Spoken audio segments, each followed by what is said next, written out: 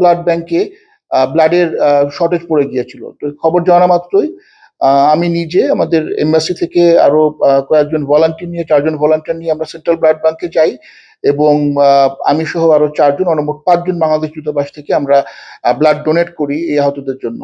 তো আমাদের দূতাবাসের পক্ষ থেকে এই দ্রুত যে পদক্ষেপ নেওয়া হয়েছে এই ড্রোন হামলায় আহতদের সেবার জন্য রক্তদান কর্মসূচিতে অংশগ্রহণ করা, এটাও কুয়েতের জনগণের মাঝখানে অত্যন্ত একটা পজিটিভ একটা এফেক্ট রেখেছে।